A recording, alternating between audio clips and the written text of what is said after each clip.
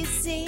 You got that right, gorgeous. Welcome to Furry Girl Profiles episode 27. Today we're heading back into the 1980s to take a look at a sexy kitty who personified the look very well. And that character's name is Cleo. If fellas went in on this pussy, they gotta put a ring on it, an expensive bracelet, and still take her out to dinner. Cleo was a main character from the cartoon short The Cadillac Cats, which served as the second half of the 1984 TV series Heathcliff. Since it was 1984, it was only natural that Cleo rocked a very 1980s style. She was a very attractive cream-colored cat.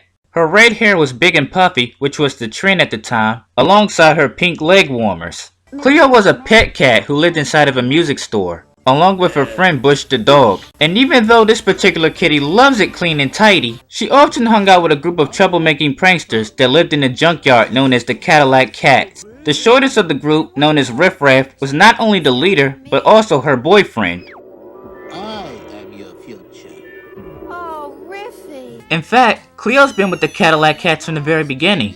That's because she is one. This truth was unveiled to us in Christmas Memories. This episode served as a very major role for Cleo. Acting as the heart of the group, not only did she inspire them to work together, but she was the very one who came up with the name Cadillac Cats. Not a bad bunch, but we ought to have a dance.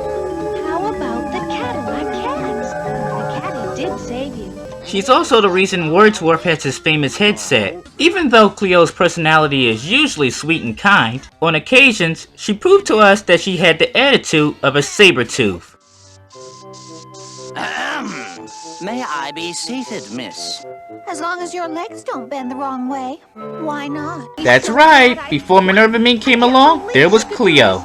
Cleo on occasions could be vain, spoiled, and very self-entitled. And even though she didn't live in a junkyard, she commanded a lot of respect. Sometimes more than Riff Raff. When this gorgeous kitty wanted something, she often got it. And as her boyfriend, Riff Raff often took the blunt of these demands, who, throughout numerous episodes, would stoop to any low just to impress her. While some of her demands are easier than others, at other times, not so much. What kind of girl do you think I am? I'm here, I want diamonds and jewels.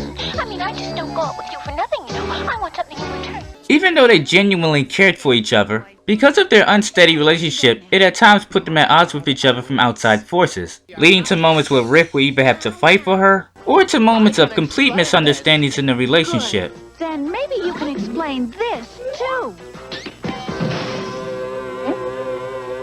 Another big moment in their relationship, as seen in Kitten Around, showed us that not even Cleo's beauty was enough to keep Riff Raff's eyes from wandering. In this episode, Riff Raff wanted to take him and Cleo's friends with benefits relationship into something more committed. But not even 5 minutes after they make the commitment official, Riff Raff goes back on his word. But when Cleo finds out about the deception, she punishes them both in the best way she can. They say hell has no fury like a woman's scorn, and Riff Raff felt the full force of the burn.